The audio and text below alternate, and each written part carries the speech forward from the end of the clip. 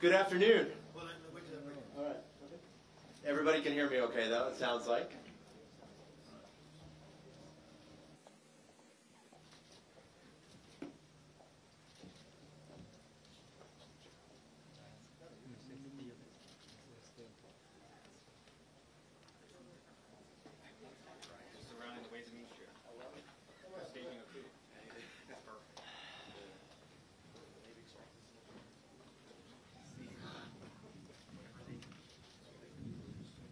Great. Good afternoon, everybody. Thank you so much for being here with us today. My name is David Trulio, and I'm the new president and CEO of the Ronald Reagan Presidential Foundation and Institute. In 1991, when President Reagan stood very close to where we're standing right now to officially open the Reagan Presidential Library and Museum, he stated that his hope was for the Reagan Library to become, quote, a dynamic intellectual forum, unquote. Not only for scholars to interpret the past, but also for policymakers to debate the future. Earlier today, we had the unique opportunity to host a bipartisan meeting between members of the United States House of Representatives, led by Speaker Kevin McCarthy, and Tsai Ing-wen, the president of Taiwan, and her delegation. Today's engagements are a wonderful example of how President Reagan's vision for this library is being fulfilled. Ronald Reagan believed passionately in freedom and democracy, not simply for Americans, but for all people around the globe. Before becoming president, he traveled to Taiwan on 2 occasions.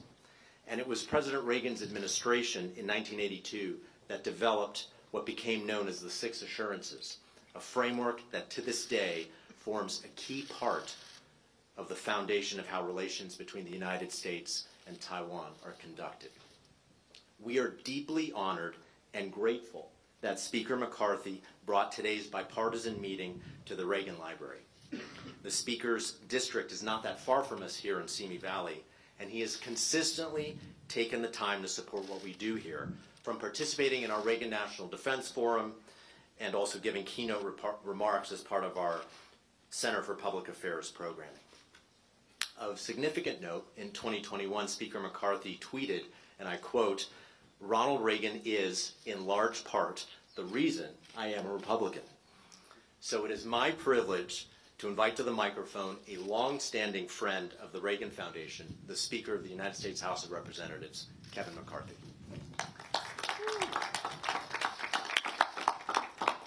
Thank you, David. And he's 1 week on the job, and he already brought us together. Bipartisan. Well done. Look forward to much more greatness there. No better place to be seated today. And to the members behind me, thank you for coming. And if you notice, it's not members of one party. We're here united together in a very important issue. I want to thank all of you for being here as well. It's great to be joined by so many members of both parties at the Reagan Library. And it is a fitting place to have such a discussion, given President Reagan's commitment to the people of Taiwan. President Reagan's 6 Assurances serves as the backbone of our relationship with the people of Taiwan. The members here today make clear we take our support for the people of Taiwan seriously and are determined to speak with one voice. The relationship between the people of the United States and Taiwan have never been stronger in my lifetime. We had a very productive discussion with the President of Taiwan today. We covered the crucial ways to further our bonds. Based on our conversations, it's clear that there are several actions are necessary. First, we must continue the arms sales to Taiwan and make sure such sales reach Taiwan on a very timely basis. Second, we must strengthen our economic cooperation, particularly with trade and technology. Third, we must continue to promote our shared values on the world stage. We live in a decisive moment in history and must act with urgency. Tension in the world are at this highest point since the end of the Cold War. As authoritarian leaders seek to use violence and fear to provoke needless conflict. The bond between the people of America and Taiwan is foundational and long-standing. Together, our people have weathered multiple crises and cooperated in important areas of technology, trade, and human rights. America must stay true to our values and remain consistent in our support for the people of Taiwan, who share America's people's desire to live in peace, freedom, and democracy. I felt our meeting today provided a greater peace and stability for the world. America's support for the people of Taiwan will remain resolute, unwavering, and bipartisan. It is my honor to introduce to you the next speaker to come before us, the chairman of the Democratic Party, a fellow colleague from California. And for all those with camera, please take the view behind us, because I don't think California has ever looked so beautiful. Congressman Pete Aguilar.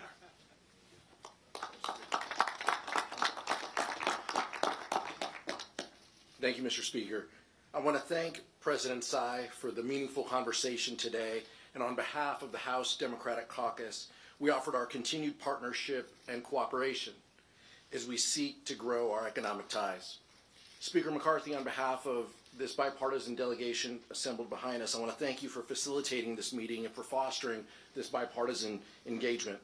In matters of foreign policy, as the Speaker mentioned, it's important for us to set aside partisanship and work together to promote our common interests and the interests of the free world. In the 40 years since the Taiwan Relations Act has passed, the partnership between the United States and Taiwan has been rooted in the pillars of security, shared economic interests, and democracy. I told President Tsai that the House Democrats will never abandon this relationship and will work hand in glove with the Biden administration to affirm our commitment, because we understand the unique role and vital role that Taiwan plays in the region. We welcome competition with the People's Republic of China, but do not seek conflict. The work we do in Congress will seek to promote the safety and security of the Indo-Pacific region while protecting American interests and the interests of our allies and partners. We look forward to this meeting and more meetings like this in the future, and the continued cooperation together. I want to thank the bipartisan nature of this delegation and introduce Chairman Gallagher of the Select Committee of the Strategic Competition of the CCP.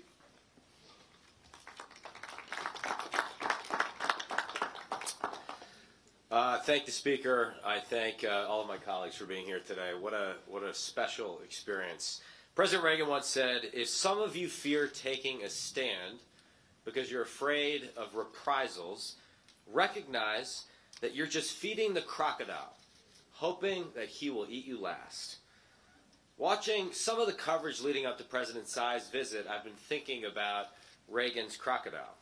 Some who failed to learn from decades of CCP behavior have been wringing their hands, wondering if we're being too provocative. But I would submit to you that if the duly elected leader of one of our most important Democratic partners can't meet with American leaders on American soil, then we're merely feeding the crocodile that will eventually eat us. We must not be intimidated. And Speaker McCarthy and this bipartisan delegation are here today to send a simple message, and that's we are not afraid. We support our friends in Taiwan. We're going to keep saying that whenever we have the opportunity, and we're going to turn those words into action this Congress, bipartisan action, because Taiwan is a small but very bright candle burning at the edge of a vast authoritarian darkness. It's a testament to something President Reagan said in front of the Brandenburg Gate. He said, there stands before the entire world one great and inescapable conclusion. Freedom leads to prosperity. Freedom replaces the ancient hatreds among nations with comedy and peace. Freedom is the victor. And with that, I am proud to introduce my good friend and ranking member on the Select Committee on the CCP, Raja Krishnamurthy.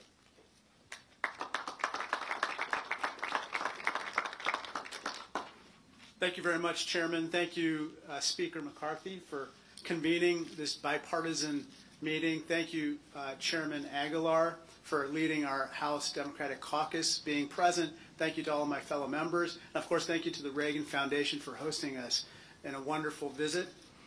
We had a wonderful set of meetings with President Tsai, and it reminded me of something that actually President Reagan said 40 years ago at the 40th founding of the United Nations.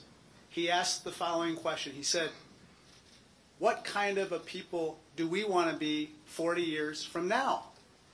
Well, today, we can agree with what he said should be the answer, which is that we want to be a free people, firm in the conviction that freedom is not the sole prerogative of a chosen few, but rather the entitlement of all of God's children. In that regard, Taiwan deserves to be free. Taiwan's people deserve freedom, and they have earned that right. The CCP has promised that if they reunify with Taiwan, they will provide a one China, two systems policy. In Hong Kong, we've seen such a policy in name being implemented. Unfortunately to us, and to many others, it looks like a one China, one system policy. And freedom, unfortunately, has not been compatible with that one system. And so that's why our bond with the Taiwanese people is unshakable. We will always support them in defending their freedom. And to our strategic competitors in the CCP, we say to them with one voice, we do not want war.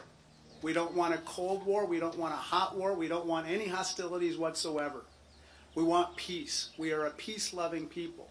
But we want a durable peace, and we must deter aggression at all costs.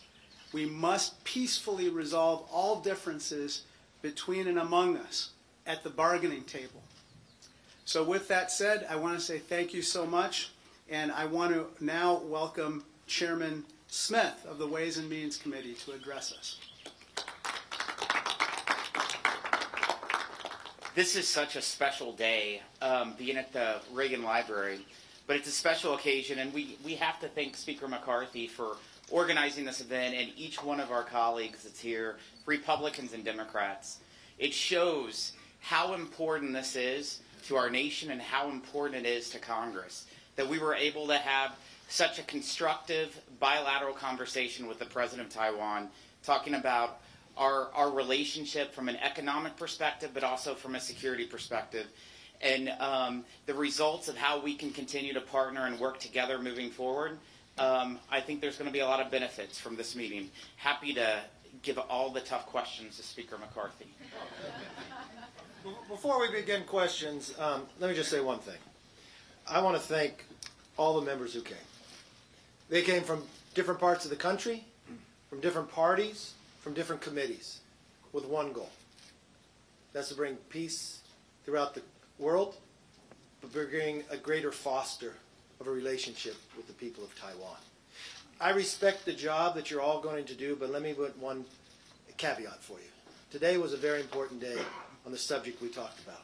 I know you'll try to ask me questions about a lot of other subjects. Leave that for another day. Today I'll only entertain questions about this meeting, and we'll hear. Yes? We'll give you microphones too. So Thank you so much. Andrea Mitchell from NBC News. And it's remarkable to see this bipartisan gathering. And I was at the Brandenburg Gate with President Reagan and covered that. So this is quite a moment. Let me ask you, do you worry, Mr. Speaker, that you will escalate tensions with Beijing? No, it's not our intention to escalate. We want to continue to build and foster democracy and freedom. And there should be no fear. I mean, the uniqueness here, what I would think around the world, not very often does the world see Republicans and Democrats standing together on one issue. You know, when I first became Speaker, I sat down with Leader Hakeem, and we talked about this issue. And I said, I think some of the challenges that we have had with China have been part of the challenges that America has not spoken with one voice. We may have given conflicting views from going from administration to administration. I think what would bring and foster a stronger relationship is that Congress speak with one voice. And you found earlier this year when a balloon traveled across this country, 100% of Congress voted together on a resolution. And I think today you found that we sat down with the President, united, talking about how we foster peace further. And the number one thing I see of how you create peace is you communicate. You communicate with one another, whether you be foe or friend. And that's something that we see different today. We are also reporting that the balloon did gather intelligence contrary to what the administration has said. Can you respond to that? From my understanding, that was the purpose of the balloon itself. And I think that's why you found Congress speaking with one voice. It doesn't matter what country that comes from. It should not be allowed to go over our airspace and gather with the technology that it has today. And we'll figure more about that. And there might be ramifications further based upon what the actions were taken. Mr. Speaker. Yes. Thank you very much.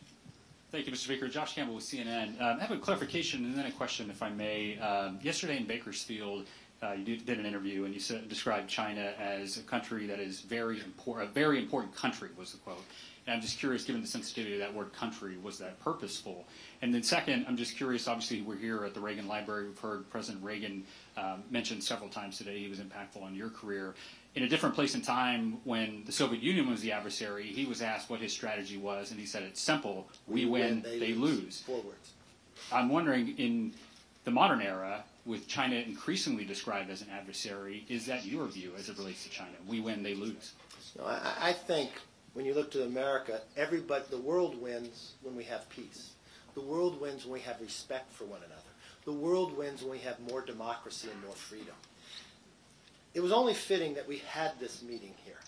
Look, I believe in the 3 communiques. I also believe in the 6 assurances. That has not changed one iota. But I do believe in fostering a greater relationship and sitting here and understanding what the world looks like before Ronald Reagan took power and what the world looked like afterwards. And it wasn't just Reagan, it was other leaders around the world who stood of Lech Wałęsa. There were 2 Germanys. We watched a Margaret Thatcher. We watched those who stood for freedom, stood for democracy, wasn't based upon a party.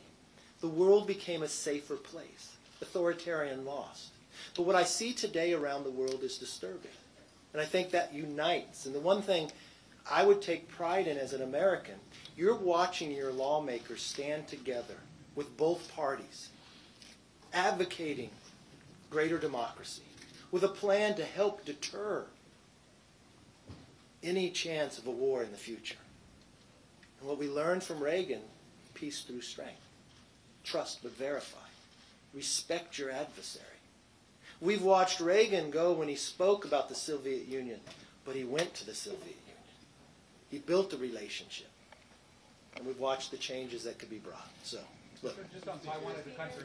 Look, I do not change from the 3 communiques to where they are. Yes. Speaker. Thank you, Mr. Speaker. Alex Michelson from Fox 11. I'm curious, what is it about this issue in particular that is bringing you all together, where on so many other issues there's so much division? And also, just as a bottom line question, what is your message to China, who's threatening retaliation for doing this today? Well, my first message to China, there's no need for retaliation. But the one thing I would say to China, too, at no time, I am the Speaker of the House. There's no place that China is going to tell me where I can go or who I can speak to, whether you be foe or whether you be friend. I'm not the general manager of the Houston Rockets. And the one thing I hope all countries see is that we're united in this same approach, together, on both sides. And we're going to speak with one voice when it comes to China or any others when we look at foreign policy. One of my goals as Speaker is to take away the things that become so partisan. Not everything has to be partisan. I respect people on the other side of the aisle that have a different philosophical belief, but when it comes to peace, freedom, and democracy, I think that unites us. When we watch what's happening in the world today, a movement and a gathering, it looks like a little of a new axis of power. I think back to what could have the lawmakers done then, that never took place in the 30s. So today we're looking at to make sure that we have peace going on decades in the future. I think it's fitting that you're here under Reagan's library. This is what he advocated in a world that was dangerous. He advocated peace, and he found a way to do it. That same place here. So for a China should not fear. A China should engage with us. And I think from a point of view from Congress, I think we have a responsibility to speak with one voice, and we're doing that. And that should be a greater relationship with China, at the same time with Taiwan. Yes. Mr. Speaker, Leslie Liao, Taiwan Plus News. First of all, on behalf of Tsai Ing-wen's traveling press pool, I would like to thank you for giving us the opportunity for being here. That said, one of the messages that you keep telling us during this press conference is that you will not allow China to dictate where you can and can't go. Just out of my own curiosity, are there any plans for you to come to Taiwan, or is there any desire? I don't have any current plans, but that doesn't mean I will not go. And if there comes a time that I go, I would not go as one party only. And I would not go for a simple purpose for myself in that basis. And it wouldn't be in an adversarial role or others. But I thought as President Tsai transited through America, it's a unique opportunity to bring that dialogue. And I think the world is a safer place for it. And communication matters, regardless of whether people have differences of opinion. And I think today is going to foster greater peace long term. Yes, sir. Yes. Yes. 40 years ago, President Reagan started the one China policy. Now 40 years later, on here, you Congress went to shut down the one China policy. Well, when you talk about one China policy, I think you're confusing which president was involved during that time. That was President Nixon. And we have no difference of opinion that's continuing the three communiques you'd be referring to. Under President Reagan, you'd be talking about the 6 assurances with Taiwan. That is currently American policy, and that is still American policy, and that's the policy that we support here. Yes? I'll go to you next. No, sir.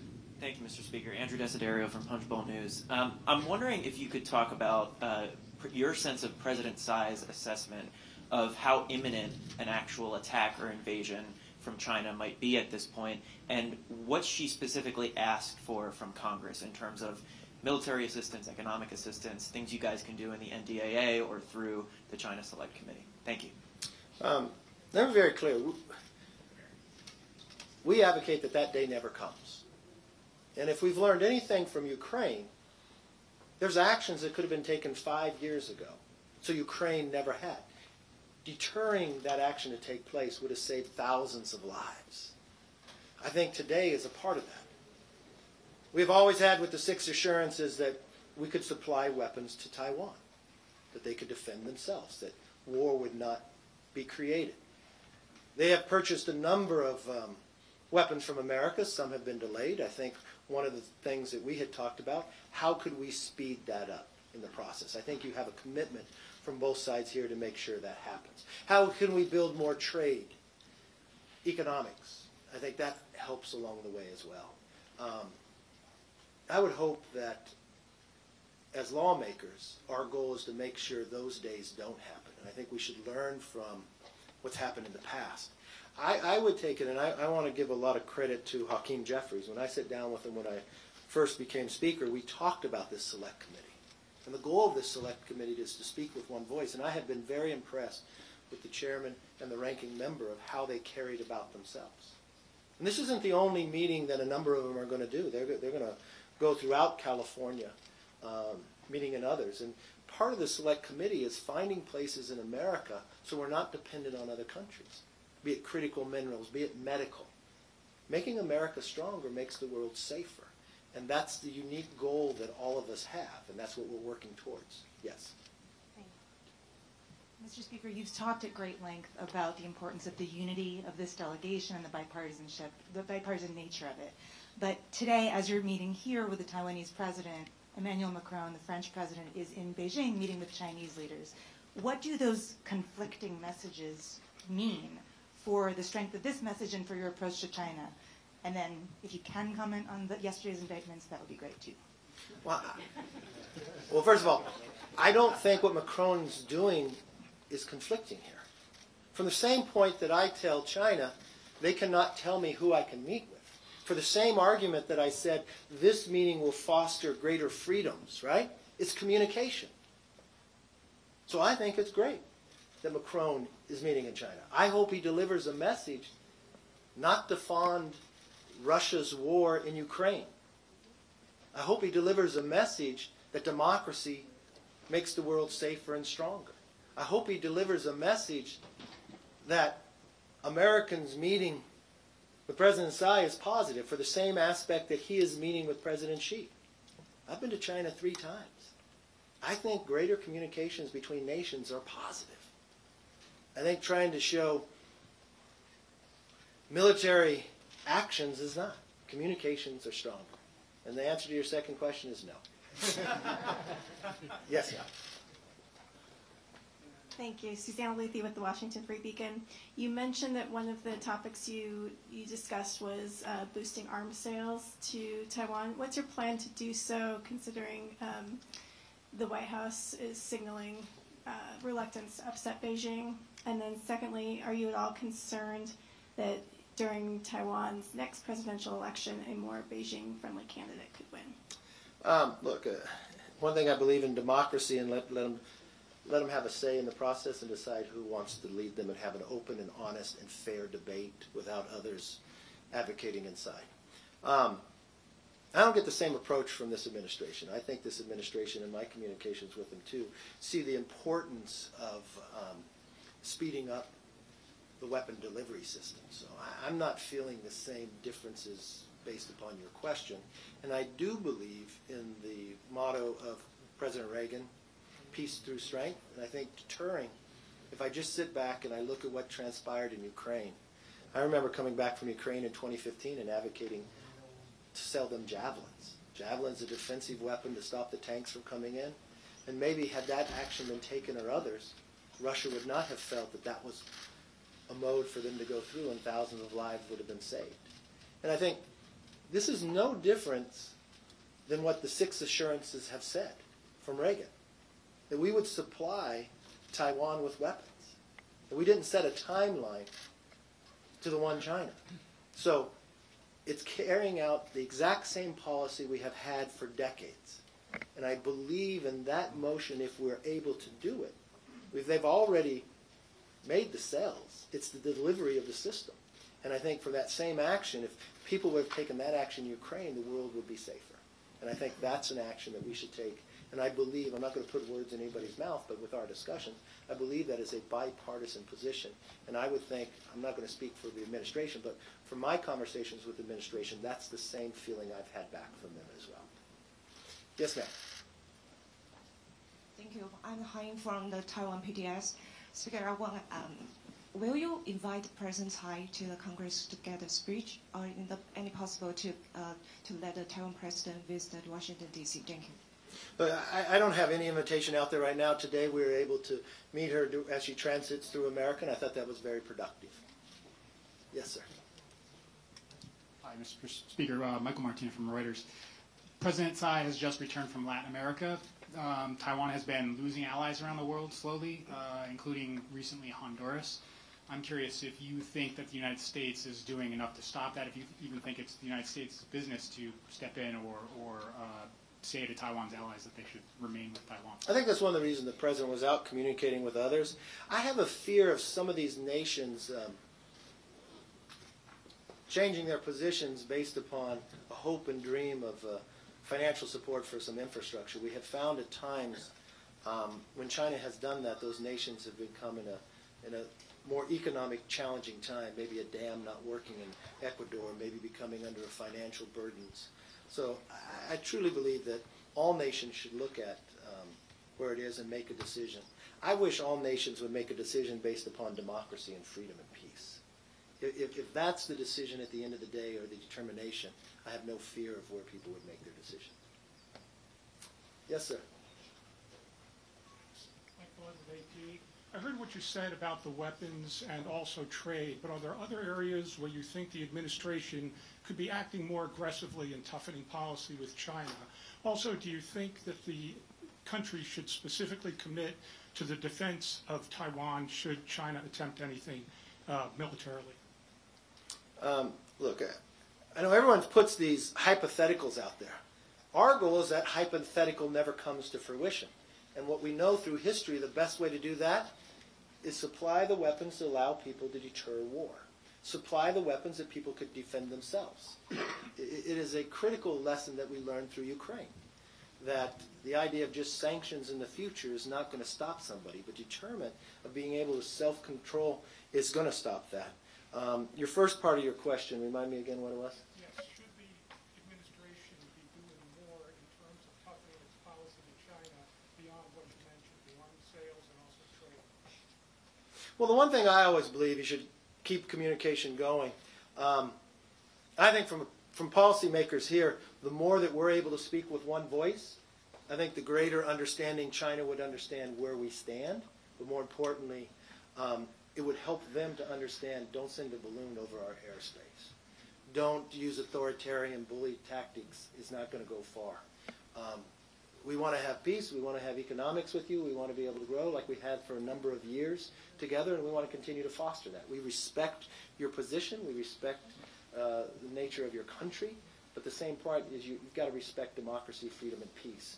And the idea of America in the last number of years of flip-flopping through administrations, I think has sent the wrong message to China.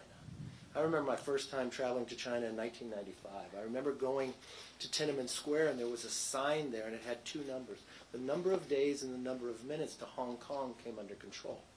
I remember the promises made that China did to Hong Kong, that they could keep their own version of democracy and others, and for 50 years, and they reneged on that. And I think that harmed them around the world. And I think if they understood that, we watched them shut down newspapers and freedom of press that have been there for decades. And I think when the world stays silent on those issues, that's what fosters a problem that gets you to that hypothetical. When you speak with honesty and integrity and you come forth in one voice, and especially the responsibility America has, that makes the world safer. And that's why, if there was a place to meet, it was here today. This isn't a lesson, and I'm proud of the fact that you see Democrats and Republicans. Democrats didn't budge and say, oh, you're going to Ronald Reagan's presidential library, because it wasn't about Republicans. It was the foundation of the idea of America standing for freedom and peace and democracy. It was the idea of those policies that America took during the Cold War and others. That the world is safer based upon what America took those policies on now. And as we look to what the world looks like today, I think this is the right place, the right time, and the right members to be together. Yes, ma'am. I am Jiang Li from Taiwan's media. I want to ask a question is about some representatives propose to build state-to-state relations between U.S. and Taiwan, or they say U.S. should normalize Taiwan-U.S. relations. What do you think about it? I don't see any change to our 3 communiques and our 6 assurance today, no. Yes, sir. Yeah. Okay. Thank you for taking my question. I'm stationed in Taiwan, and as you know, the Taiwanese government raised some student support from the U.S. But however, there are many voices in Taiwan who have mainly the suspicion of the suspicion of the America's commitment to Taiwan. So how do you think is the best way to eliminate the suspicion among the people of Taiwan? I think when you look today, just fostering greater relationships. I think when you sit here today, sitting at the Reagan Library with the 6 assurances, that continues to build. And what I look to is, I understand the premise of your question, but our goal here is that we have peace throughout the world. And we understand where the world is today, and I think today helps us foster that further with committing to those 6 assurances of where we go, and I think the world will be safer for it. Yes, ma'am. Thank you. Catherine Hiller from the Financial Times. We've heard a lot about unwavering support for Taiwan today. Now, if there were a Chinese attack, do you think the American people would be okay with America sending troops or really stepping in to defend Taiwan? Thank you. That's a hypothetical question that we never want to get to. The reason why we're together here with both parties sitting down is because we never want to see that question really get asked. We never want to see that to come to fruition. And we understand through history. We understand through the history of what Ronald Reagan would do and others, that day you do not want to have happen. I don't care what side of the aisle you're on. And how do you deter that? You foster a greater relationship about peace, freedom, and democracy. You deter the ability for one side to create war. You stick to the 3 communiques and the 6 assurances. That has fostered peace and grown economics on every side of the aisle, be it Taiwan, be it China, be it America. So that is what we're doing today.